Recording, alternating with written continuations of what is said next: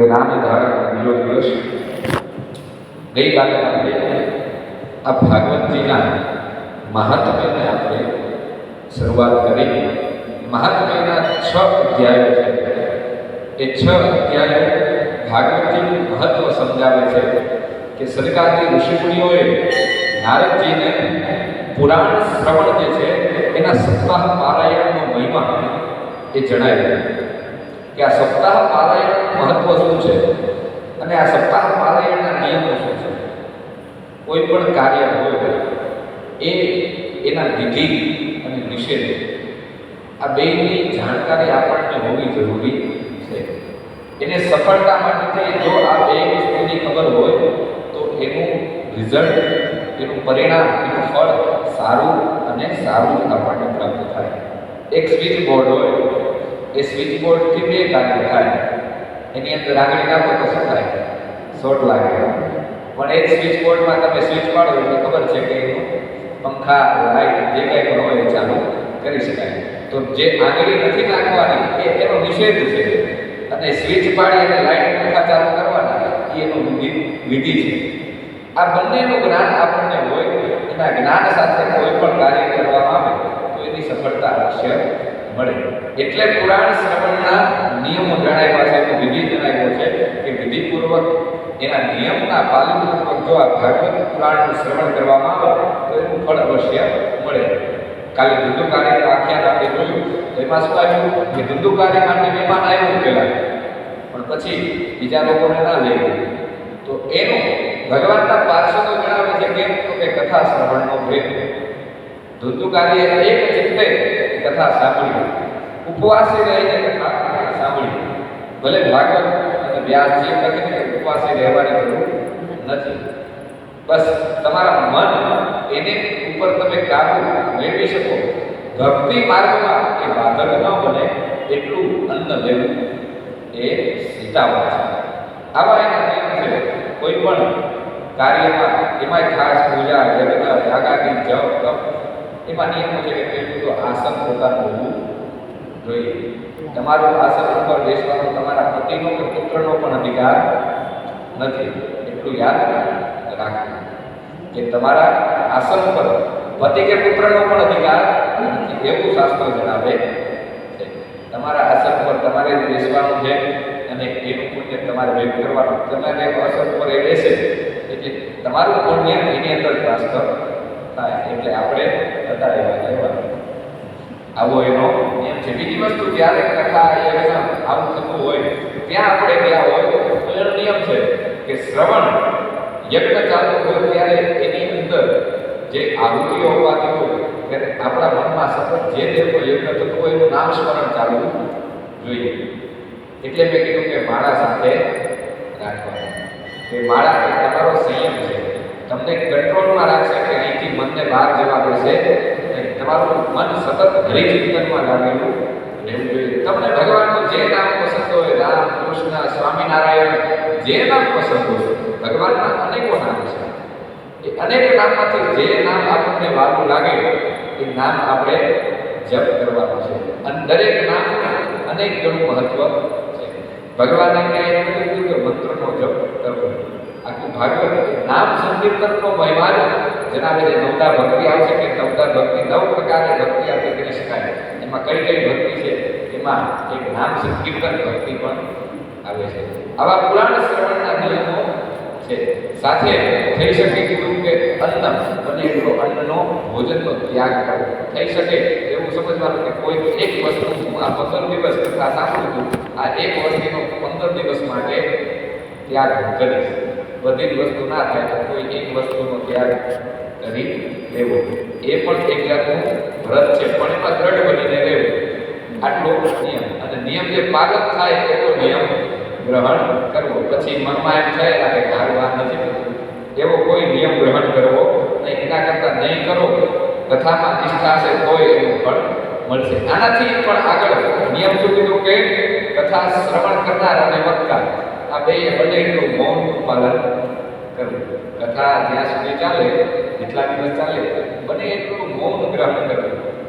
અનુચિત વાતો કોઈની સાથે કરવી નહીં. કારણ વગરની વાતો કરવી નહીં. આવો એક નિયમ છે. એનાથી વધારે આગળ કીધું કે કથા શ્રોતા અને વક્તા આ બે જે કોઈ નિંદા કરનાર હોય એની પાસે બેસવું નહીં. ખબર છે કે આ ભગવાનના નામનો નિંદક છે, ભગવાનનો નિંદક છે, એની પાસે કોઈ દિવસ બેસવું નહીં. એ દરમિયાન ભગવાન કોઈ પણ દેવની નિંદા કોઈ દિવસ સાંભળવી નહીં, કોઈ બીજા વ્યક્તિની પણ નિંદા સાંભળવી નહીં. આવો આ પુરાણ શ્રવણનો નિયમ છે. એનાથી આગળ કીધું કે વક્તાના કેવા નિયમો છે. વક્તા કેવો હોવો જોઈએ? વિરક્તો વૈષ્ણવો વિપ્રો વેદ શાસ્ત્ર વિશુદ્ધિકૃત દ્રષ્ટાંત કુશલો વીરો વક્તા કાર્ય નિસ્પૃહ. વક્તા કેવો કે વેદ શાસ્ત્રો એની વ્યાખ્યા કરી શકવો જોઈએ કે આ ભાગવતજી શું કહેવા માંગે છે એ સમજાવી શકવો જોઈએ. સરળ ભાષામાં જે એની વ્યાખ્યા કરી સામાન્ય જનમાનસના કાનમાંથી જે હૃદયમાં ઉતરે એવો વક્તા હોવો જોઈએ. એનાથી આગળ કેવો જાત જાતના દ્રષ્ટાંત આપી ઘણી કથાઓ કપિલનું સાંખ્ય આખ્યાન છે, ભગવદ્ ગીતાનું પણ લેવું પડે તો એ માણસ સામાન્ય જનમાનસને ઉતરે નહીં, તો એને દ્રષ્ટાંત દ્વારા સમજાવવી. એ દ્રષ્ટાંત કુશલો ત્યારબાદ વિવેકી અને સાવ નિષ્પૃહી એને કોઈ લેવાની ભાવના હોવી જોઈએ નહીં. નિષ્પૃહી મતલબ લેવ વૃત્તિ કે મને તો આટલા પૈસા મળવા જ જોઈએ, મને તો આ મળવું જ જોઈએ, એવી લેવાની નિષ્પૃહી હોવો જોઈએ. કોઈ પણ જાતની લેવાની ભાવના હોવી જોઈએ નહીં. વિરક્ત અને જે ગાયત્રીની ઉપાસના કરતો હોય એવો બ્રાહ્મણ, આવા બ્રાહ્મણને વક્તા તરીકે નિમણૂક કરી શકાય. અનેક ધર્મ વિપ્રાંતના સ્ત્રેના પાખંડવાદીના સુખ શાસ્ત્રી કથોચારે ત્યાજ્યાતે દેવી પંડિતા. જે દેવની નિંદા કરતો હોય એવા બ્રાહ્મણનો સર્વ રીતે ત્યાગ કરવો, એને વક્તા તરીકે નિમણૂક આપી શકાય નહીં. કથા માટે યોગ્ય એવું કહે છે કે વ્યાસાસન આપવું, એની ઉપર વ્યાસને વિરાજમાન કરવા, ભગવાનનું યથાશક્તિ પૂજન કરી અને ઠેર ઠેર આમંત્રણ આપ્યું કે કથાનું આયોજન થઈ રહ્યું છે તો તમે સૌ કથા સાંભળવા માટે પધારો. આવા નિયમો આપેલા છે. હવે અહીંયા કીધું છે કે કથા સાંભળનાર શ્રોતાઓ એને શું કરવું? તો કે રજસ્વલા સ્ત્રી, અંત્ય મળે છે પતિ, ગાયત્રી બ્રાહ્મણનો દ્વેષ કરનાર અને વેદને નહીં માનનાર, આની સાથે વાત કરવી જોઈએ નહીં. એનાથી થોડો સમય અંતર બનાવીને રાખવું અને કેવા નિયમનું પાલન કરવું? તો કે સત્યનું આચરણ બને ત્યાં સુધી ગ્રહણ કરવું. શૌચ પવિત્રતાનું પાલન અવશ્ય કરવું. 15 દિવસ સુધી જે કંઈ પણ ધર્મ કાર્ય કરીએ તો પવિત્રતાનું પાલન કરવું. ત્યારબાદ આવશે દયા. કોઈ પણ વ્યક્તિ કંઈ ગુનો કરે તો એને પર દયા બતાવી. કોઈ તેનાથી ભૂલ થઈ ગઈ હોય તો એને ગુસ્સો કરવાને બદલે એની પર દયા કરી એને માફ કરવાનું કાર્ય કરવું. બને એટલું મૌન ગ્રહણ કરવું. સરળ બનીને જીવન જીવવું. વિનય બનવું અને ઉદારતાયુક્ત જીવન આ સમય દરમિયાન ખાસ પસાર કરવું. જો આ રીતે વિધિવત ભાગવત પુરાણ સાંભળવામાં આવે તો એનું ફળ અવશ્ય મળે છે. આ રીતે આ શ્રીમદ ભાગવતજીનું સપ્તાહ પુરાણનો મહિમા છે. કીધું કે આ રીતે સંતાદી ઋષિમુનિઓ આ સપ્તાહ શ્રવણનો મહિમા સંભળાવતા હતા. એવામાં સુખદેવજી ત્યાં સભામાં પ્રગટ થયા. બધાએ સુખદેવજીને વંદન કર્યા, સુખદેવજીને પ્રણામ કર્યા અને કીધું છે કે સુખદેવજી પ્રણામ કરી એમને પણ આ સપ્તાહ શ્રવણનો મહિમા સમજાયો કે આ ભાગવતનું મહત્વ શું છે. સપ્તાહ શ્રવણનો મહિમા સમજાયા પછી આખી ભાગવત 7 દિવસની એ ત્યાં સુખદેવજી દ્વારા થાય છે. હવે અહીંયા કીધું કે આ ભાગવતજી સૌથી પહેલા સુખદેવજીએ ક્યારે સંભળાવી એનો સમયગાળો કીધું છે કે સુખદેવજીએ ભગવાન શ્રી કૃષ્ણનું સ્વધામગમન થયું એના 30 વર્ષ પછી પરીક્ષિત રાજાને સંભળાવી. કૃષ્ણ ભગવાન જ્યારે સ્વધામગમન થયા, કલિયુગનું આગમન થયું એટલે કલિયુગ ભગવાનના સ્વધામગમનના 30 વર્ષ પછી સુખદેવજીએ પહેલી વખત પરીક્ષિત રાજાને ભાગવત સમજાવી. પછી બીજું આખ્યાન આવ્યું ગોકર્ણના આખ્યાન. તો કે ગોકર્ણ મહારાજે આ કથા ક્યારે સંભળાવી? એટલે કે છે કે ગોકર્ણ મહારાજે આ કથા કલિયુગના 200 વર્ષ પછી એટલે ભગવાનના સ્વધામના 200 વર્ષ પછી ધુંધુકારી માટે થઈ અને આ કથાનું આયોજન કર્યું. ત્યારબાદ સનકાદી ઋષિમુનિઓએ નારદજીને ક્યારે સંભળાવી? તો કે સનકાદી ઋષિમુનિઓએ પણ કલિયુગના 30 વર્ષ પછી નારદજીને આ કથા સંભળાવી. આવો આ કથાનો સુંદર મહિમા છે.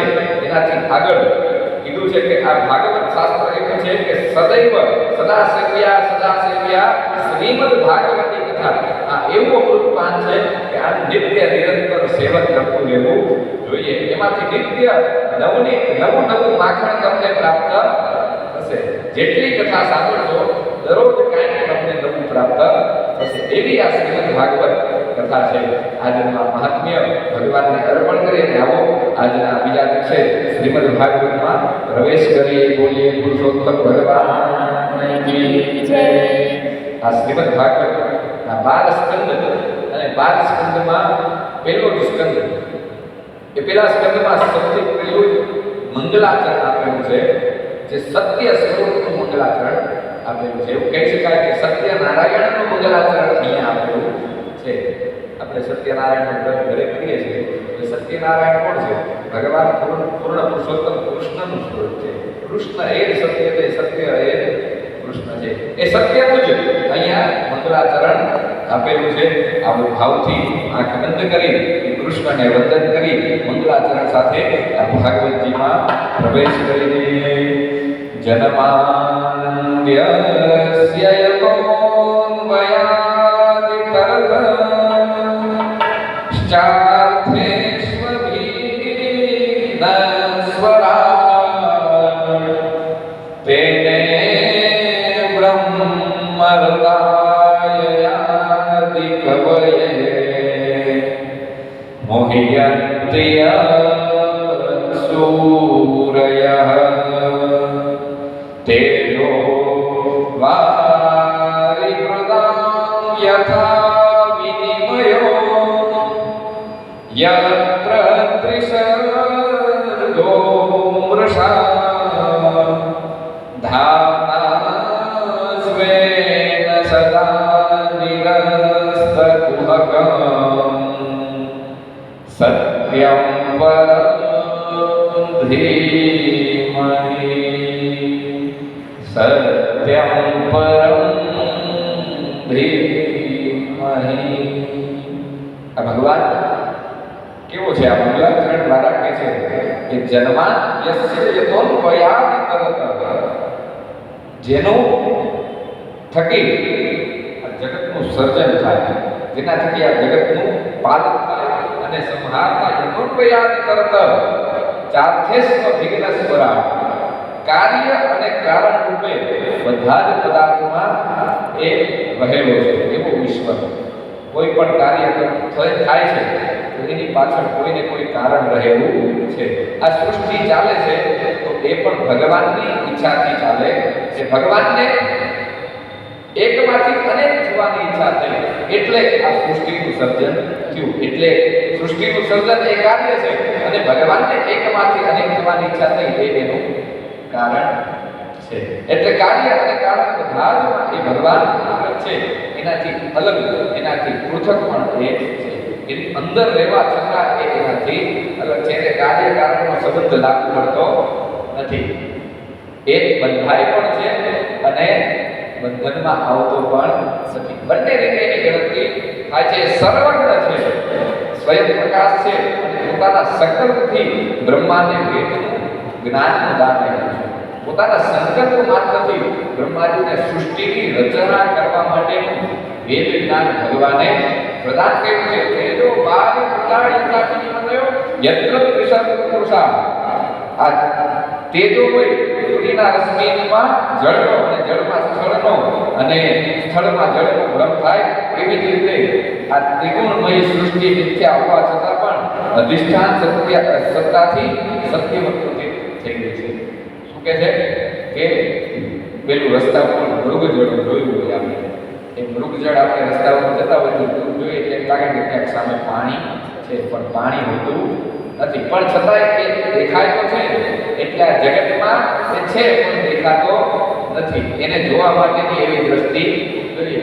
આ મૃગજળ સત્ય છે એમ પ્રતીત થાય છે પણ ખરેખર હોતું નથી. એટલે આ સંસાર છે માયા છે પણ એ છતાંય આપણને આ સંસાર પ્રતીત થાય છે, જે ખરેખર સત્ય છે નહીં. પણ આમાં રહેલું શું છે? સત્ય શું છે? કે ભગવાનના કણે કણમાં રહેલું છે એ જ આ જગતનું સત્ય છે અને એ જ સત્ય પ્રતીત થાય છે. એનાથી આગળ શાસ્ત્ર કેવું છે? નિગમ કલ્પતો ગલિત સંયુતમ ફલમ સુખમુખામૃતદ્રવ સંયુતમ વિબત ભાગવતમ રસમાલયમ મુમુરહો રસિકા વિભાવતઃ નિગમ કલ્પતરો કલિતમ ફલમ એટલે વેદનો સાર નિગમ એટલે વેદ એને નિચોડી એના સાર રૂપે ફળ એ આ ભાગવત છે. સુખમુખા મૃતદંત સંયુતમ. હવે આની શોભા કેવી રીતે? હવે એ મીઠા ફળને ઓળખ કેવી રીતે મળે કે આ મીઠું ફળ છે? તો આપણે મીઠા ફળની ઓળખ માટે થઈ ખાસ કેરી હોય, ચીકુ હોય, એની ઉપર એમ સમજીએ કે પોપટે જો મારેલું હોય, પોપટે એની ઉપર ચાંચ મારેલી હોય, એ ફળ સૌથી મીઠું હોય. તો આ શુક રૂપી પોપટ જે છે એને એનું પાન કર્યું છે એટલે એ જાણે છે કે આનો સ્વાદ ખરેખર સુંદર છે. એટલે શુક મુખા મૃતદ્રવ સંયુક્તમ વિવત ભાગવતમ રસમાલયમ. અને એવું આ ભાગવત એનો રસ એટલો સુંદર છે કે એના રસિકો એને ગ્રહણ કરતા થાકતા નથી. એટલું સુંદર આ શ્રીમદ ભાગવત મહાપુરાણ છે. કથામાં આગળ વધતા સૌનકાદી ઋષિમુનિઓ પ્રશ્ન કરે છે. સૂતજીને પ્રશ્ન કર્યો કે પ્રભુ, અમને ભગવાન કૃષ્ણની કથાઓ, એની લીલાઓની કથાઓ અને ભગવાને જ્યારે જ્યારે જરૂર પડી ત્યારે જે જે અવતાર ધારણ કર્યા એ અંગેની કથાઓ અમને જણાવો. એટલે સૂતજીએ બે હાથ જોડી પ્રણામ કર્યા અને નારાયણ સહિત સરસ્વતી ને યાદ કર્યા અને ભાગવતજીમાં પ્રવેશ અહીંયા સૂતજી કરાવે છે. નારાયણં નમસ્કૃત્યં નરં ચૈવ નરોત્તમં દેવીં સરસ્વતીં વ્યાસં તતો જયમુદીરયે. દેવીં સરસ્વતીં વ્યાસં તતો જયમુદીરયે. અહીંયા નારાયણ, સરસ્વતી, નર અને ભગવાન વેદવ્યાસ આટલાને વંદન કરી સુખદેવજી સુખજી એ ભાગવતજીમાં પ્રવેશ કરે છે. એનાથી આગળ પુનઃ સાધુ કૃષ્ણો ભવદ્ભી લોકમંગલમ યત્કૃત કૃષ્ણ સંપ્રશ્નો યેનાત્મા સંપ્રસિદ્ધતિ. સુખજીએ શું કીધું કે બહુ સુંદર પ્રશ્ન કર્યો કે કૃષ્ણ અંગેની લીલાઓ એ અનન્ય છે. મને યાદ આવતા મારી આંખો બંધ થાય અને હું પોતે એમાં ખોવાઈ જાઉં છું. હું વિચાર કરું કે આટલો સુંદર તમે પ્રશ્ન કર્યો છે, આવો એ ભાગવતની કથા હું તમને સંભળાવું છું. જ્યાં સુધી વાસુદેવે ભગવતી ભક્તિયોગ પ્રયોજિત જનત્યત્યાસુ વૈરાગ્યમ જ્ઞાનમ ચ યદ હેતુકમ. શું કહે છે? ત્યાં સુધી મનુષ્યને કૃષ્ણની ભક્તિ, કૃષ્ણની કથા વિશે અંદર વિચાર કે ઈચ્છા નથી થતી ત્યાં સુધી એનો જન્મારો વ્યર્થ છે. ત્યાં સુધી એનો જન્મ વ્યર્થ છે. ત્યાં સુધી મનુષ્યને ભગવાનની કથા અંગેની ઈચ્છા કે મનસા એની જાગૃત થતી નથી. એ મનુષ્યનો જન્મારો વ્યર્થ છે. માટે તમે ખૂબ સુંદર આ પ્રશ્ન કર્યો છે. એના ફળ સ્વરૂપે સૌનકાદી મુનિઓ તીર્થોનું સેવન કરવાથી પણ જે ફળ નથી મળતું એ શ્રીમદ ભાગવત કથા શ્રવણ માત્રથી ફળ મળે છે. અને એ ભાગવત ક્યારે મળે? તો કે અનેક તીર્થોનું સેવન કર્યું હોય, અનેક દેવોની પૂજાનું પુણ્ય ભેગું થાય અને ત્યારે એ કોઈક જન્મમાં મેં કીધું કે ભાગવતીના ફક્ત દર્શન પ્રાપ્ત થાય અને એવા અનેક જન્મોનું પુણ્ય હોય ત્યારે ભાગવતી શ્રવણ કરવાનો અવસર પ્રાપ્ત થાય. આવું સૂતજી જણાવે છે અને કીધું કે એનાથી પણ આગળ ભાગવતીને સાંભળ્યા પછી પણ એવી પુણ્ય જન્મની ભાથાઓ ભેગું થાય ત્યારે મનુષ્યને ભગવાન શ્રી કૃષ્ણમાં ભક્તિ થાય છે. અને ભગવાન શ્રી કૃષ્ણની ભક્તિ કરવાથી જ મનુષ્યને મોક્ષની પ્રાપ્તિ થાય છે. ભગવાનની આ ભાગવત કથા સાંભળો એટલે તમારા કર્ણપટલથી એનું નામ સંકીર્તન તમારા હૃદયમાં ઉતરે અને તમારા હૃદયની ગાંઠો બધી ધીમે ધીમે ધીમે એના તાર બધા છૂટવા લાગે અને સંસાર સાથેનો જે તમારો સંબંધ છે એ બધો ધીમે ધીમે ધીમે વૈરાગ્યમય બનવા લાગે. એટલે કહે છે કે આ ભાગવતની કથા તમને જ્યારે જ્ઞાન થઈ જાય, તમને સમજાઈ જાય કે આ કૃષ્ણ તત્વ શું છે, એટલે તમારા હૃદયમાં ભગવાન વિરાજમાન થાય અને ભગવાન વિરાજમાન થાય એટલે તમને આ ભવ સંસારના ભવ બંધનથી તમને એ મુક્ત કરી દે છે અને કર્મના બંધનથી એ તમને છોડાવે છે. ભક્તિના ભજનકારો શું કહે છે? તો કે ભજન એક રામ નામનું કરીએ રે, ભજન એક રામ નામનું કરીએ, ભજન એક રામ નામનું કરીએ રે, ભજન એક રામ નામનું કરીએ, ભાવેથી ભવસાગર તરીએ રે, ભાવેથી ભવસાગર તરીએ, ભજન એક રામ નામનું કરીએ, ભજન એક રામ નામનું કરીએ. તું કહે છે કે સંસારના આ જે કંઈ પણ સુખ છે ને એ બધું જ નાશવંત છે.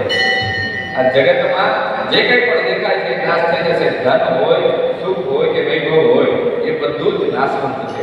કે આજ છે ને કાલે ટકવાનું નથી. દુઃખ દર્દ હોય, કાંઈ પણ હોય, એ બધું જ એ સદૈવ માટે રહેવાનું નથી. પણ એ બધાયથી છોડાવે કોણ? તો કે ભગવાન એમાંથી મુક્ત કરાવે છે. માયાના બંધનથી એ છોડાવે, માયાના બંધનથી છોડાવે, કર્મના બંધનથી એ છોડાવે, કર્મના બંધનથી છોડાવે, તાપ સોન તાપ પાપને એ ભગાવે, ભજન એક રામ નામનું કરીએ રે, ભજન એક રામ નામનું કરીએ, હરિ નામ રટતા હરદમ રહીએ, હરિ નામ રટતા હરદમ રહીએ, સદગુરુના સ્મરણ નિત નિત કરીએ, ગુરુના સ્મરણ નિત નિત કરીએ, ભજન એક રામ નામનું કરીએ રે, ભજન એક રામ નામનું કરીએ. ભગવાનનું નિત્ય નામ સ્મરણ એ કર્મના બંધનથી અને માયાના બંધનથી એ મુકાવે છે. આ જગતમાં ભગવાનથી પર કાંઈ છે નહીં. જે કાંઈ પણ ક્રિયા કરો એ ભગવાનને જ આધીન છે. એ ક્રિયા પણ ભગવાન છે, કરતા પણ એની અંદર પણ ભગવાન રહેલો છે. ભાગવતકારો શું કહે છે કે વાસુદેવ પરા વેદા, વાસુદેવ પરા મખા, વાસુદેવ પરા યોગા, વાસુદેવ પરા ક્રિયા, વાસુદેવ પર જ્ઞાનમ, વાસુદેવ પરમ તપઃ, વાસુદેવ પરો ધર્મો, વાસુદેવા પરા ગતિ. બે જ શ્લોકમાં બધું જ કહી દીધું કે આ વાસુદેવ સિવાય કાંઈ છે નહીં. વાસુદેવ પરા વેદા, વેદની અંદર કોનું? તો કે ભગવાનના નામનું, એના જ મહિમાનું પ્રતિપાદન કરેલું છે. વાસુદેવ પરા મખા, જે કાંઈ પણ યજ્ઞો છે એની અંદર પણ ભગવાન નારાયણનું જ સ્મરણ અને પ્રતિપાદન છે. યોગ છે એની પણ ગતિ ભગવાન વાસુદેવ સુધી છે. ક્રિયા જે કાંઈ પણ કરીએ છે એનો કરતા પણ વાસુદેવ પોતે છે. વાસુદેવ પરમ જ્ઞાનમ, એની કૃપા વગર જ્ઞાન મળતું નથી. વાસુદેવ પરમ તપ, જે કાંઈ પણ કર્મ કરો, પૂજન કરો, કેશવ પ્રતિગચ્છતિ, એ તપ કરેલું એનું પુણ્ય પણ વાસુદેવ તરફ ગતિ કરનારું છે. વાસુદેવ પરમ ધર્મ, ધર્મ એ જ વાસુદેવનું સ્વરૂપ છે. અને છેલ્લે આ બધું જ પાલન કર્યા પછી ગતિ પણ વાસુદેવ સુધીની છે.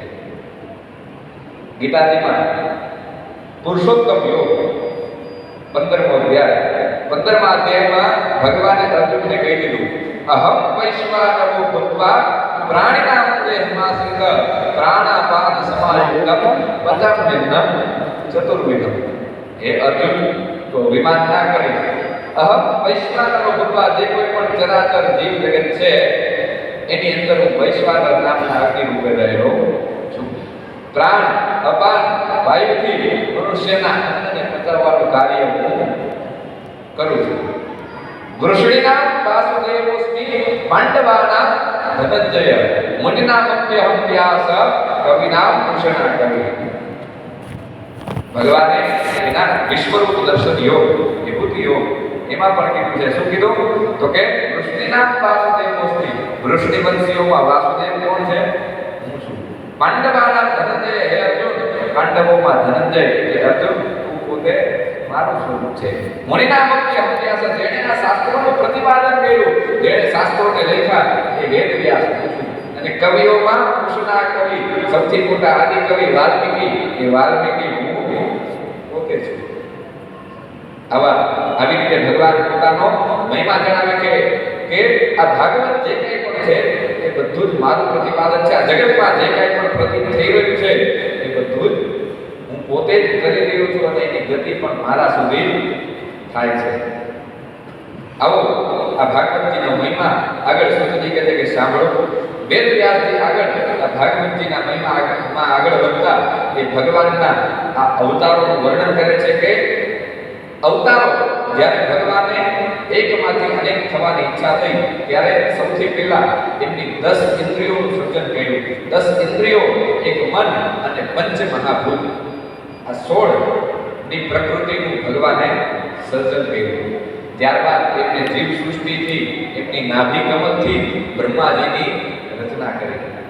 નાભીમાંથી કમળ પ્રગટ થયું, એમાંથી ભગવાન બ્રહ્માજીનો જન્મ થયો અને ત્યારબાદ બ્રહ્માજીને આજ્ઞા કરી કે તમારે તપ કરવાનું છે અને તપ દ્વારા સૃષ્ટિનું સર્જન કરવાનું છે.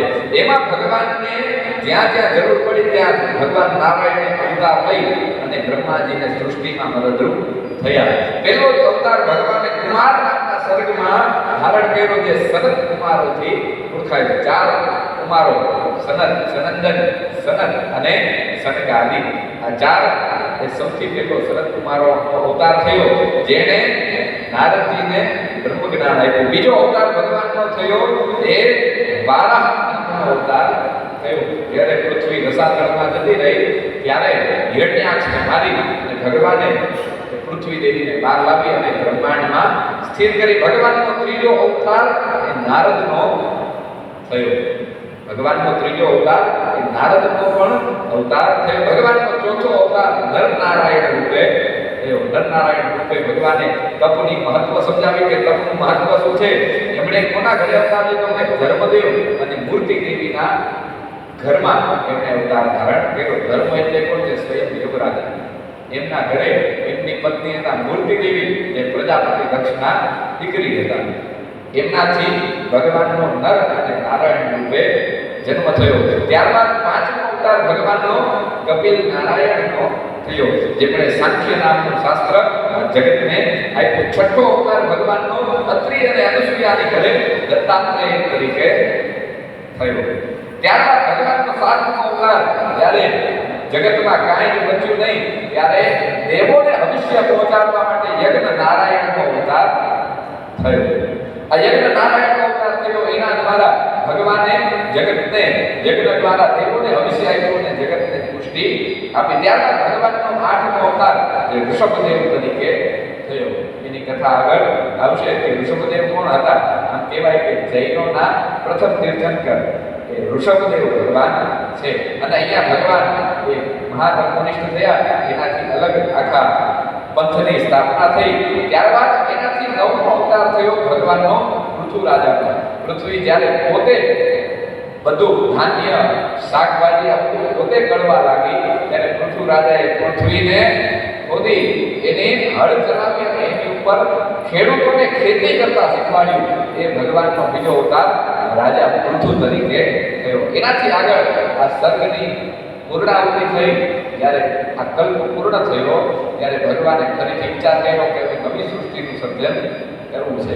એટલે ભગવાન પાછા બધું સમાવી અને યોગ વિદ્યામાં જતા રહ્યા. નવા કલ્પની શરૂઆત થઈ અને પહેલો જ અવતાર ભગવાને મનુ તરીકે લીધો અને બીજો અવતાર લીધો મત્સ્ય તરીકે. મત્સ્ય બની અને મનુને બધી સપ્તર્ષિઓને સાથે લઈ જવાનું કીધું કે તમારે મેરુ નામના પર્વત ઉપર જવાનું છે. હું મત્સ્ય બનીને આવીશ. એની કથા પણ આગળ ડિટેલમાં આવશે. ભગવાને કેવી રીતે મત્સ્ય અવતાર ગ્રહણ કર્યો અને મત્સ્ય બની ભગવાને ફરીથી નવી સૃષ્ટિની શરૂઆત કરી. ત્યારબાદ એના પછીનો ભગવાને 11મો અવતાર કચ્છપ તરીકેનો લીધો. દેવોની પાસે કાંઈ સંપત્તિ હતી નહીં એટલે સંપત્તિ મેળવવા માટે સમુદ્ર મંથન થયું. સમુદ્ર મંથન વખતે જે મંત્રાચલ પર્વત હતો એ સમુદ્રની અંદર ધસવા લાગ્યો અને એને ટેકો આપવા માટે થઈ એના બેલેન્સને જાળવવા માટે ભગવાને 12મો અવતાર 11મો અવતાર કચ્છપનો થયો. એ સમુદ્ર મંથન દરમિયાન જ ભગવાનનો 12મો અવતાર ધન્વંતરીનો થયો. ભગવાને ધન્વંતરીનું રૂપ લીધું અને ધન્વંતરી બની અમૃતનો કળશ લઈ અને આવ્યા. દેવોને અમૃતપાન કરાવ્યું અને દાનવોને વિષપાન કરાવ્યું. આવો ભગવાનનો 12મો અવતાર ધન્વંતરીનો થયો. ત્યારબાદ 13મો અવતાર એ મોહિનીનો થયો. ધન્વંતરીએ અમૃત લીધું, અમૃત લઈને બહાર નીકળ્યા એટલે દેવો દાનવોમાં યુદ્ધ થયું અને એમાંથી ભગવાને કીધું કે દેવોને અમૃત પીવડાવવું છે. કેવી રીતે? એટલે ભગવાને મોહિનીનું સ્વરૂપ લઈ દેવોને અમૃત પીવડાવ્યું, દાનવોને મદિરાનું પાન કરાવ્યું. ત્યારબાદ આ સર્ગમાં ભગવાનનો 14મો અવતાર અહીંયા નરસિંહનો થયો. વિચાર કરો, પહેલા સર્ગમાં ભગવાને હિરણ્યાક્ષને મારવા વારાહનું સ્વરૂપ લીધું હતું અને બીજા સર્ગમાં કેટલા હજાર વર્ષનો ગેપ છે. એક પ્રશ્ન થાય કે આટલા હજારો વર્ષ બીજા સર્ગમાં સીધો નરસિંહ અવતાર થયો. આમ તો ખરેખર હિરણ્યાક્ષ ને હિરણ્યકશિપુ ભાઈ હતા, તો બે અવતાર સાથે થવા જોઈએ. પણ કેમ? તો કે એ હિરણ્યાક્ષનું મૃત્યુ થયું ત્યારબાદ આટલા હજારો વર્ષ સુધી હિરણ્યકશિપુ તપ કરે છે અને ત્યાં સુધીમાં તો એક સૃષ્ટિ આખી બદલાઈ ગઈ હતી. એવું હિરણ્યકશિપુ તપ કરે છે, એની ઉપર આ કોઈ અસર થતી નથી, પ્રલયની પણ અસર થતી નથી, એની ઉપર રાપડો જામી જાય છે પણ એને કાંઈ થતું નથી. એટલું સુંદર તપ અને એને મારવા માટે થઈ 14મો અવતાર ભગવાનનો નરસિંહનો થયો. ત્યારબાદ એના પછી એના જ વંશમાં ભગવાને બલિ રાજાને તાર્યો એવો અવતાર ભગવાનનો વામનનો થયો. એનાથી આગળ સહસ્રાર્જુન, કાર્તવીર્ય અને ક્ષત્રિયો જે નિવૃત્ત થઈ ગયા હતા, જે અનિતિનું ધન લઈ અને રાજ્ય ચલાવતા હતા, એને મારવા માટે, એની ઉપર શાસન લાવવા માટે ભગવાનનો અવતાર પરશુરામનો થયો. એનાથી આગળનો અવતાર ભગવાને લોકોને શાસ્ત્ર આપ્યા. વેદ છે એ વેદ એ લોકોને ઉતરતા નથી, એના માટે એક માંથી 4 વેદ કર્યા. 4 વેદમાંથી 18 પુરાણ કર્યા. 18 પુરાણમાં ન સમજાય એટલો 16 પુરાણ કર્યા. એનાથી પણ સંતોષ ન થયો તો મહાભારતની રચના કરી અને અનેક ઉપનિષદોની રચના કરી. એવો ભગવાનનો અવતાર વેદ વ્યાસજીનો અવતાર થયો. વ્યાસ જે કરે છે, વેદનો વ્યાસ કરે એટલે એનું નામ વેદ વ્યાસ છે. વેદ વ્યાસ ખરેખરમાં પદવી છે, એ કોઈ વ્યક્તિનું નામ છે ને. જેણે વેદનો વિસ્તાર કર્યો, આમાં આવશે કે અત્યારે 28મો દ્વાપર ચાલે છે. 28મા દ્વાપરમાં વેદ વ્યાસ એટલે કૃષ્ણ દ્વૈપાયન છે. આની પહેલા 27 વ્યાસ થયા. ભગવાન નારાયણ પોતે પણ વ્યાસ હતા, ભગવાન મહાદેવ પોતે પણ વ્યાસ હતા, વશિષ્ઠજી વ્યાસ થઈ ગયા, પારાશર વ્યાસ થઈ ગયા, શક્તિ વ્યાસ થઈ ગયા, સૂર્ય પણ વ્યાસ થઈ ગયા, ચંદ્ર પણ વ્યાસ થઈ ગયા અને ધર્મ યમરાજા પોતે પણ વ્યાસ થઈ ગયા. હવે 29મો દ્વાપર આના પછી આવશે. અત્યારે આગળનો 28મો કળિયુગ ચાલે છે, એના પછી 29મો કળિયુગ આવશે. એટલે જ અશ્વત્થામાને ભગવાને જીવતો રાખ્યો છે. અશ્વત્થામા પોતે 29મો વેદ વ્યાસ હશે અને વેદોનો વિસ્તાર એ સમયના યુગમાં કરશે. એટલે આવો ભગવાનનો વેદ વ્યાસનો અવતાર થયો. ત્યારબાદ 18મો અવતાર ભગવાનનો રામજી તરીકેનો થયો. ભગવાનનો 18મો અવતાર એ રામજી તરીકેનો થયો. 19મો થયો કૃષ્ણ તરીકેનો, 20મો થયો બલરામજી તરીકેનો, 21મો થયો બુદ્ધ તરીકે અને 22મો થશે કલ્કી તરીકે. આવા ભગવાનના અવતાર છે. 2 અવતારો છે જે વિષ્ણુની અવતારની ગતિમાં ખરેખર કહે છે 24 અવતાર છે ભગવાન, પણ 2 અવતારો સીધા કૃષ્ણના અવતાર છે. 2 અવતારો જે છે, એક તો મનુ અને એક છે હયગ્રીવ. આ 2 ભગવાનના સીધા કૃષ્ણના અવતાર છે. એ વિષ્ણુના અવતારને ખરેખર એવું કહેવા જાય કે ભાગવતની બહારની વસ્તુ છે, પણ દેવી ભાગવતમાં ભગવાન કૃષ્ણને ગોલોક ધામના વાસી કીધા છે અને ભગવાન નારાયણ વૈકુંઠના વાસી છે. એવું કહે છે કે ભગવાન પરબ્રહ્મ પરમાત્મા એને જ્યારે એકમાંથી એક થવાની ઈચ્છા થઈ ત્યારે એને 2 જોડા કર્યા. એક તો શિવ શક્તિ અને બીજો કૃષ્ણ રાધા. સૌથી પહેલા કોની ઉત્પત્તિ થઈ? શિવ શક્તિ અને કૃષ્ણ રાધા. હવે ભગવાન કૃષ્ણએ એના રાધાજીના વામાંગમાં અમૃતનું સિંચન કર્યું. એમાંથી ભગવાન નારાયણનો જન્મ થયો. ભગવાન નારાયણનો જન્મ થયો. કૃષ્ણ અને રાધા 2 મળી અને શિવ શક્તિ 2 મળી તાંડવ કરે છે. એના પરસેવામાંથી ક્ષીર સમુદ્રની ઉત્પત્તિ થઈ, જેમાં સ્વયં ભગવાન નારાયણ શેષની સૈયા ઉપર વિરાજમાન થયા છે. આ ભાગવતની વાત દેવી ભાગવતની કથા છે. અને નારાયણ ભગવાન કૃષ્ણ આજ્ઞા કરે છે કે તમારે હવે સૃષ્ટિ સૃષ્ટિનું સંચાલન પાલન આ બધું જ તમારે કરવાનું છે. નારાયણ શેષ શૈયામાં શું એમાંથી બ્રહ્માજી અને બ્રહ્માજીના કપાળમાંથી રુદ્રની ઉત્પત્તિ થઈ. એટલે રુદ્ર એટલે સ્વયં મહાદેવ, જેને શરીર ધારણ કર્યું ત્યાંથી બ્રહ્માજીના ભાલમાંથી. બાકી શિવ મહાપુરાણ, દેવી ભાગવત તો એમ જ કહે છે કે રુદ્ર ભલે બ્રહ્માજીના ભાલમાંથી પ્રગટ થયા હોય પણ સંપૂર્ણ વૈભવ સાથે એ પોતે જ પ્રગટ થયા હતા. એ કોઈ અંશ કે અવતાર છે નહીં. સંપૂર્ણ પોતાના વૈભવ શક્તિ સાથે એ એમના બ્રહ્માજીના કપાલથી પ્રગટ થયા હતા. એવી જ રીતે ભગવાનના 24 જે અવતારો છે એમાંથી કૃષ્ણ પોતે જ પૂર્ણ અંશ તરીકે પ્રગટ થયા છે. 24 અવતારો થયા પણ સંપૂર્ણ 16 કળાઓ સાથે ભગવાને અવતાર ધારણ કર્યો છે. જ્યાં કપટ કરવું પડે ત્યાં કપટ કર્યું, જ્યાં જ્ઞાન દેવું પડે ત્યાં જ્ઞાન દીધું, જ્યાં યુદ્ધ કરવું પડે ત્યાં યુદ્ધ કર્યું, જ્યાં પ્રેમ આપવો પડે ત્યાં પ્રેમ આપ્યો, જ્યાં લડાવવા પડે ત્યાં લડાવ્યો. એટલે સંપૂર્ણ 16 કળાઓ સાથે એક જ અવતાર ભગવાનનો થયો કે કૃષ્ણનો અવતાર થયો. કેમ તો કે અવતાર નથી, એ અવતારી પોતે આવ્યા. અહીંયા વિષ્ણુ ભગવાનને આજ્ઞા કરી કે તમારે આ જગ્યાએ જન્મ લેવાનો, પણ અહીંયા કૃષ્ણ પોતે ગોલોકધામથી આવ્યા છે. એ સ્વયં એ દેવકી અને વસુદેવજીના ગર્ભથી એને જન્મ ધારણ કર્યો. આવું આ સુંદર મહત્વ છે. આ 24 અવતારો એનું વર્ણન આ શ્રીમદ ભાગવત મહાપુરાણમાં કહેલું છે. એનાથી આગળ વ્યાસજી વિશે કહે છે કે ઇદમ ભાગવતમ નામ પુરાણમ બ્રહ્મ સંહિતમ ઉત્તમ શ્લોક તરિતમ ચકારમ ભગવાન ઋષિ. આ ભાગવત કેવું છે? ભગવાનના 24 અવતારોથી યુક્ત, જેમાં ભગવાન શ્રી કૃષ્ણના ગુણગાન લખેલા છે અને ભગવાન વેદોના જે ભગવાનના ચરિત્રથી પરિપૂર્ણ, એટલે આને નામ ભાગવત આપેલું છે.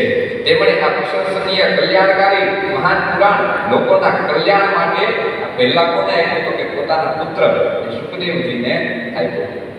આના અમુક શ્લોકો જ એમણે પહેલા તો પોતાના શિષ્યોને ભણાવ્યા હતા, પણ આખું શ્રીમદ ભાગવત મહાપુરાણ એ પહેલા સુખદેવજીને આપ્યું.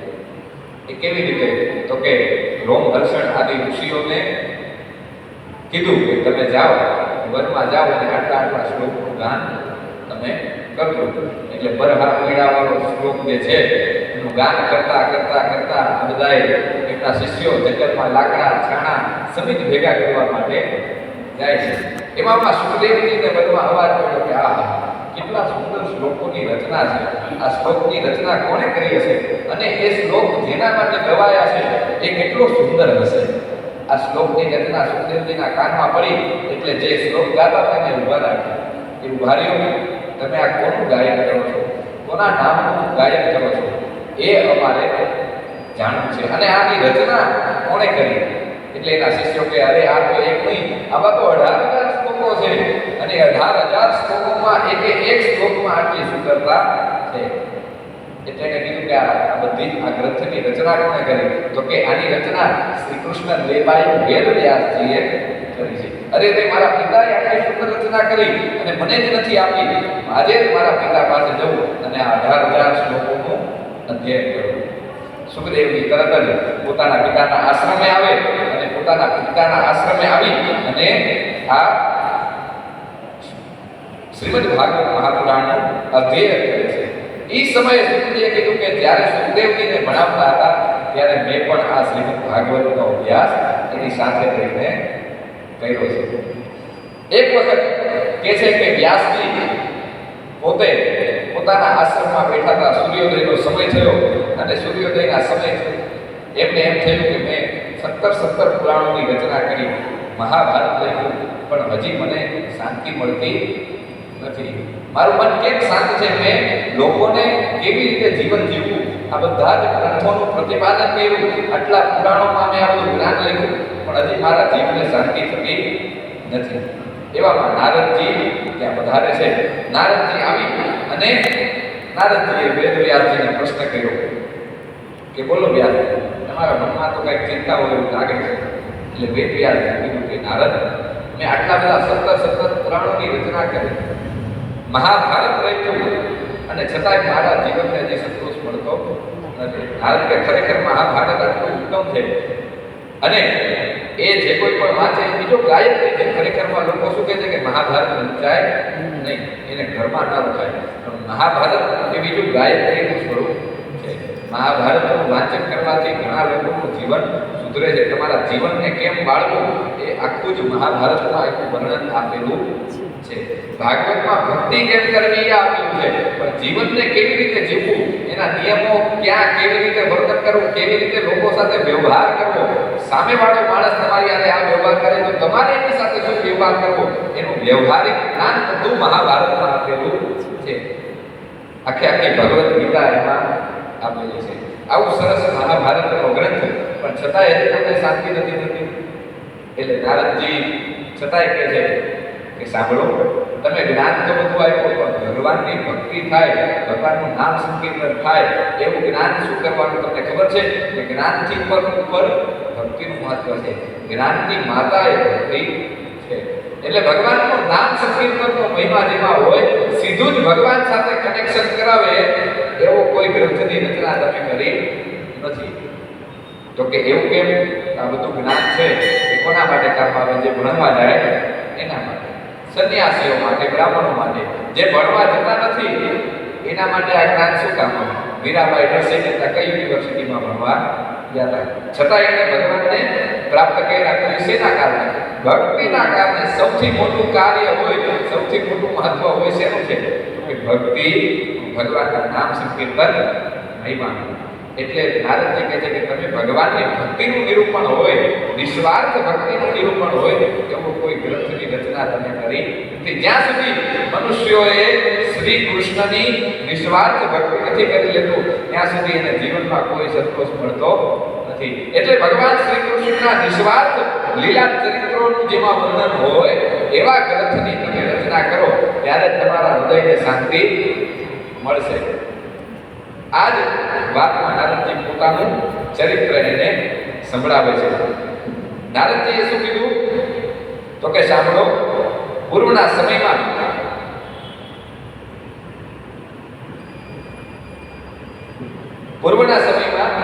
હું, મારી માતા, અમે બે બ્રાહ્મણોની સેવા કરતા. અને મારી માતા બ્રાહ્મણોની સેવા કરનાર એક દાસી હતી. એ નિત્ય જે બ્રાહ્મણો ચાતુર્માસ કરવા આવે કે ત્યાં એ ગામમાં આવે એની સેવા કરતી મારા પિતા હતા. અને અમે બે આવી રીતે પોતાનું ગુજરાન ચલાવતા. એમાં એક વખત અમુક બ્રાહ્મણો ચાતુર્માસ ગાળવા માટે થઈ અને મારા ગામમાં આવે છે. એ ચાતુર્માસ ગાળતી વખતે એ બ્રાહ્મણને નિયમ હોય કે નદીનું લંઘન થાય. ચાતુર્માસ જે કોઈ પણ વ્રત કરતા હોય એને કોઈ પણ જલાશયનું લંઘન કરી શકાય નહીં, તો એને ચાતુર્માસનું ફળ મળે નહીં. જો એનું લંઘન થાય નદીનું, તળાવનું, સરોવરનું, તો એને ચાતુર્માસનું ફળ મળે. આવો એનો નિયમ છે. એટલે સંન્યાસીઓ કે વિરક્તો હોય કે બ્રાહ્મણો હોય એ ચાતુર્માસ દરમિયાન કોઈ દિવસ એક નગરથી બીજા નગરમાં જાય. આવો એનો નિયમ છે કે ચાતુર્માસમાં નદીનું લંઘન થાય નહીં, ચાતુર્માસમાં જમીન પૃથ્વી ખોદાય. આવો નિયમ છે. એટલે બ્રાહ્મણો ચાતુર્માસ ગાળવા માટે થઈ અને ત્યાં રોકાઈ ગયા. એવા મારી માતા નિત્ય એમના માટે ભોજન બનાવતી, નિત્ય એમનો રહેવાનો જે ગૃહ હતો એને સાફ સફાઈ કરતી. એટલે હું પણ માતાની સાથે એમની સેવા કરતો. એમનું જે કાંઈ પણ વધેલું ઘટેલું ભોજન હોય થાળીમાં એને હું ગ્રહણ કરતો. અને આવું ભોજન ગ્રહણ કરવાને લીધે હું અંદરથી નિષ્પાપ થઈ ગયો. મારી અંદર એ બ્રાહ્મણોનું એટલું ભોજન કરવાને કારણે અંદર ભક્તિ પ્રગટ થઈ. મારા પાપ બધાય ધોવાઈ ગયા. અને એના કારણે મને પણ એમ થયું કે આ બ્રાહ્મણો દરરોજ જે પૂજા કરે છે કાશ મને એવી પૂજા કરવાનો અવસર મળે, મને આવી ભક્તિ કરવાનો અવસર મળે. મેં એક દિવસ જઈ અને બ્રાહ્મણોને વાત કરી કે ભૂદેવો, મને પણ આવી કંઈક સેવા કરવાનો અવસર મળે, મને પણ આ ચાતુર્માસ પૂર્ણ થાય એટલે તમારી સાથે લઈ જજો, મારે પણ તમારી સાથે રહીને ભગવાનની આવી ભક્તિ કરવી છે.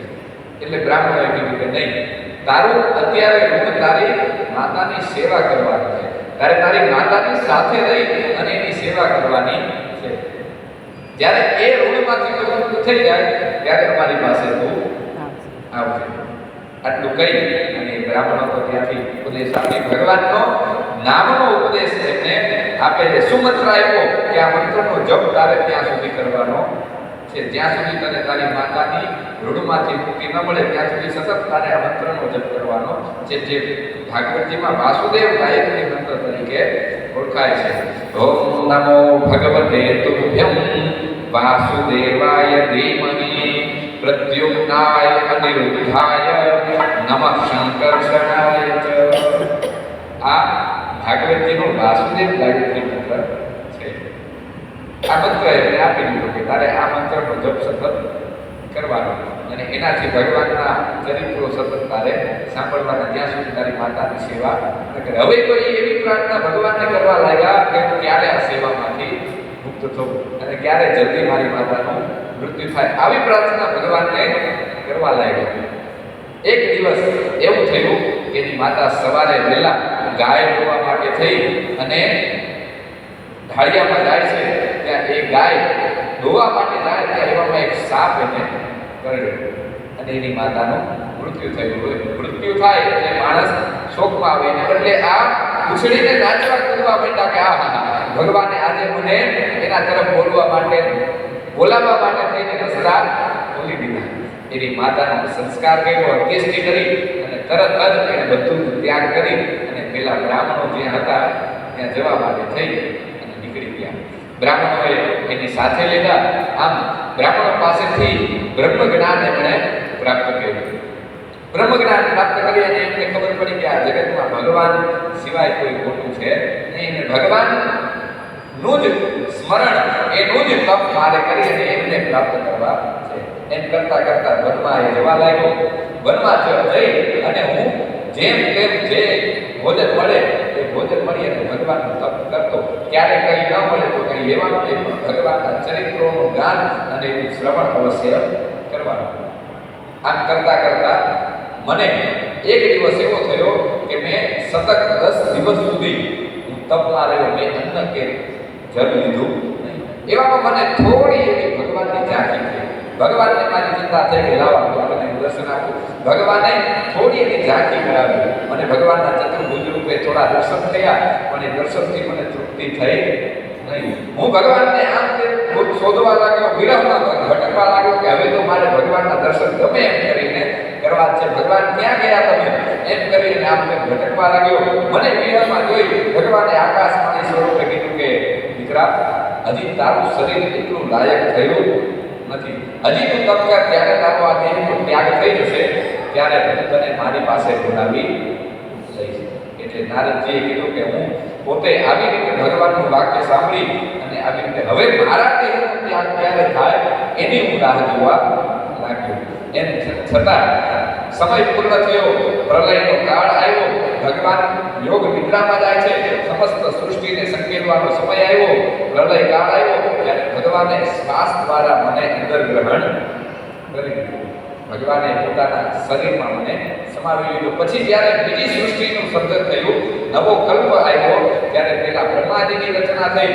બ્રહ્માજીએ જ્યારે સૃષ્ટિનું માનસી સૃષ્ટિનું સર્જન કર્યું ત્યારે મરીચી આદિ ઋષિઓની સાથે મારો પણ એમના માનસમાંથી જન્મ થયો અને એ સમયે પણ મેં ભગવાનનું તપ કર્યું અને પૂર્વ જન્મના પુણ્યના કારણે થઈ અને મને આ બધી સ્મૃતિ હતી કે હું કોણ છું એના લીધે થઈ અને ફરીથી મને ભગવાન નારાયણની ભક્તિ પ્રાપ્ત થઈ અને ભગવાન નારાયણે સુંદર મજાની મને વીણા આપી.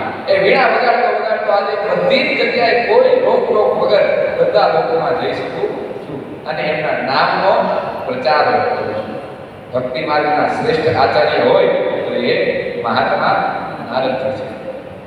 સુતજી કહે છે કે ભાઈ સાંભળો, હવે હું તમને પરીક્ષિતના જન્મની કથા આજે કહું છું કે પરીક્ષિતનો જન્મ કેવી રીતે થયો. તો એના માટે થઈ અને સુતજી મહાભારતમાં લઈ જાય છે કે જ્યારે મહાભારતનું યુદ્ધ પૂર્ણ થયું, છેલ્લી ઘડીએ દુર્યોધન એ પોતાનો દેહ છોડવાની તૈયારી કરી રહ્યો છે ત્યારે અશ્વત્થામાએ કીધું કે ભાઈ તું મરે મિત્ર, તું મૃત્યુ પામે એ પહેલા હું પાંડવોને મારી અને એના માથા લઈ આવીશ. આ બાજુ કૃપાચાર્ય ની સાથે મળી અને યોજના બનાવી કે પાંડવો જ્યારે શિબિરમાં સૂતા હોય ત્યારે ઊંઘમાં જઈને મારી નાખતા.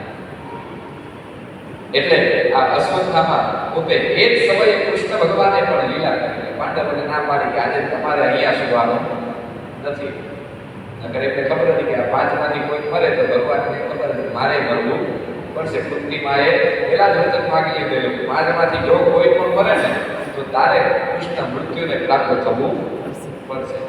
એટલે ભગવાને એ દિવસે એટલે સુવાડ્યા કે આજે આપણે વિહાર કરવા બહાર જવાનું છે, આજે તારા દીકરાઓને ભલે આ શરીરમાં સુઈ જવાનું. એટલે એમના પાંચેય દીકરાઓને ત્યાં સુવા દીધા. આ બાજુ અશ્વત્થામાને ખબર નથી. હવે એના દ્રૌપદીના પાંચેય દીકરા પણ સેમ પાંડવો જેવા જ રૂપ ગુણ બધી જ રીતે એમના જેવા હતા. એટલે સુતાતા પાંચેય મસ્તક ધારામાં કાપી નાખ્યું અને લઈ અને એ દુર્યોધનની પાસે મૂક્યું. દુર્યોધને કીધું કે લે મિત્ર, આજે હું પાંચેય પાંડવોના મસ્તક લાવ્યો છું. દુર્યોધને કીધું કે એ તો માથા ખાવ તો મને બતાવ તો મારે ભીમનું મોઢું જોવું છે. પણ દુર્યોધન એ કેટલો ઓળખનાર, એને જોયું કે અરે રે તો મારા વંશમાં કોઈ પાણી પીવડાવનારો રહેવા દીધો નહીં. આ તે શું કર્યું? મારા વંશના મારા સંતાનો જે મારા મૃત્યુ પછી પાણી આપે, પિંડદાન આપે, એને જ તે મારી નાખ્યા. કે આ બાળકો ઉપર ધારામાં હાથ પાડતા તે વિચાર ના કર્યો કેટલો નિર્લજ્જ છે. હવે તો મને પણ એમ થાય છે કે મરતા છેલ્લે મારા કારણે થઈ અને કંઈક પાપ થઈ ગયું. મારા હાથે આ 5 બાળકોની હત્યા થઈ એનું પાપ મારા સિરે ચડશે. અરે અશ્વત્થામા મિત્ર હોય તો મરતા પણ એને પુણ્ય આપે, તે તો મને પાપ સાથે આવ્યા. અશ્વત્થામા હવે ડરવા લાગ્યો કે અરે 5 પાંડવોને બદલે આ પેલા પુત્ર મરી ગયા, હવે અર્જુન મને જીવતો મૂકશે. અશ્વત્થામા આમ ભાગવા લાગ્યો. આ બાજુ સવાર કરતા જ શિબિરમાં જોઈ અને જોયું તો ખબર પડી કે 5 પુત્રો મૃત છે. એટલે અર્જુનને એટલો ક્રોધ ચડ્યો. અર્જુન તો આંખ બંધ કરીને જોવે છે કે અશ્વત્થામા ક્યાં છે. અશ્વત્થામાને શોધવા માટે નીકળ્યો અને શોધવા માટે જતા અશ્વત્થામા મળે છે, એની સાથે યુદ્ધ થાય છે. અશ્વત્થામાને ખબર પડી કે અરે અર્જુન આજ તો મને મારી નાખશે, આજે મને જીવતો છોડશે. અને એમાંય મારા પિતા દ્રોણાચાર્યની પાસે ભણેલો છે, બધી જ રીતે શસ્ત્ર શાસ્ત્રનો જ્ઞાતા છે, ધનુર્વિદ્યાનો જાણકાર છે. એટલે આજે મારાથી બચવું મુશ્કેલ છે. અશ્વત્થામા તરત બ્રહ્માસ્ત્રનું સિદ્ધાંત કરે છે. એને બ્રહ્માસ્ત્ર છોડતા આવડતું પણ પાછું ખેંચતા આવડતું સિદ્ધાંત કર્યું. એટલે અર્જુનને ખબર પડી અરે રે આ કયું અસ્ત્ર એને સિદ્ધાંત કર્યું છે જેના કારણે આટલી બધી જ્વાળા નીકળી રહી છે. એટલે ભગવાન કૃષ્ણએ કીધું કે અર્જુન, આ અશ્વત્થામાએ બ્રહ્માસ્ત્રનું સિદ્ધાંત કર્યું છે અને એ છોડવાનું જાણે છે, પાછું લેવાનું જાણતો નથી. માટે તો આ બ્રહ્માસ્ત્રને રોક, એને રોકવાની વિદ્યા તો તને આવડે છે. તરત જ અર્જુને સામે બ્રહ્માસ્ત્ર છોડ્યું અને એ બ્રહ્માસ્ત્રને શાંત પાડી દીધું. આ બાજુ હવે અશ્વત્થામાને પકડી લીધો છે. પકડી અને કૃષ્ણ કહે છે કે આને મારી નાખ, આને છોડીશ નહીં, તરત જ આનું મસ્તક કાપી નાખ. પણ અર્જુન વિચાર કરે છે કે તો ગુરુનો પુત્ર છે, એમ નામ મરાય નહીં. અને એમાં આ મારો અપરાધી નહીં, દ્રૌપદીનો અપરાધી છે. અને દ્રૌપદીની પાસે અર્જુને કીધું કે આને દ્રૌપદીને સોંપી દઈએ, જે દ્રૌપદી કહેશે એ જ દંડાને આપશું. તરત જ લઈ અને દ્રૌપદીની પાસે લઈ જાય છે. દ્રૌપદીની પાસે લઈ જઈને વાળ પકડીને લઈ જાય છે. દ્રૌપદી તરત જ કહે મુચ્યતામ મે બ્રાહ્મણો નિતરામ કહ્યું, હે પતિદેવ, મને આ જોઈને દુઃખ થયું કે તમે એક બ્રાહ્મણના દીકરાને આવી રીતે મસ્તક પકડી અને લાવ્યા છો. છોડી દો, એ બ્રાહ્મણ તો છો, એમાં ગુરુનો પુત્ર છે. એ ગુરુનો પુત્ર એ ગુરુ સમાન જ કહેવાય. જેવું ભલે એને એવું પાપ કર્યું હોય, પણ એક પુત્રના મૃત્યુથી જે માતાને દુઃખ થાય છે, એ દુઃખ મને ખબર છે કે કેવું દુઃખ હોય. તો આને મારી અને એની માતાને કેવું દુઃખ થશે. એની માતા કૃપીને એ દુઃખમાં જોઈ શકીશ નહીં. તો ભગવાન કૃષ્ણ કહે છે કે એમ ન કરાય દ્રૌપદી, એક તો આ બ્રાહ્મણ છે અને આતંકાવી છે. ભગવાન શ્રી કૃષ્ણ પણ પાછું વચ્ચે વિવાસરી મૂકે છે. શું કહે છે કે આતંકાવીને છોડાય નહીં, પણ આને મરાય પણ નહીં. બોલ હવે અર્જુન શું કરીશ? બ્રાહ્મણને મરાય નહીં, એ અવધ્ય છે, એને મારવા માટે શું કરવું? તો કે એક તો એની પાસે જે ધન હોય ને એને લેવું, બીજી વસ્તુ એનાથી અપરાધ થયો હોય તો એનું મુંડન કરાવી દેવું, અને ત્રીજી વસ્તુ એને સ્થાન ભ્રષ્ટ કરી દો એટલે એના વધ બરાબર છે. આ 3 વસ્તુ બ્રાહ્મણના વધ બરાબર છે. પણ એની ઉપર હાથ પાડાય નહીં, એને કોઈ દિવસ અપશબ્દ બોલાય નહીં. એ બ્રહ્મ હત્યા સમાન પાપ કરનાર છે. તો કે અર્જુનને કીધું કે હવે તારે ન્યાય કરવાનો. તો કે એનું મૃત્યુ કેવી રીતે થાય? એની શિખામાં જે મણી હતો એ મણી અર્જુનને કાઢી લીધો. અને ભગવાન શ્રી કૃષ્ણ શ્રાપ આપે છે કે જા તું મૃત્યુ માંગીશ ને તો પણ તને મૃત્યુ મળશે અને હું તને શ્રાપ આપું છું, કેમ કે તે બાળકોની હત્યા કરી છે. એટલે ભગવાન શ્રી કૃષ્ણનો શ્રાપ એ લઈ અને અશ્વત્થામા જાય છે.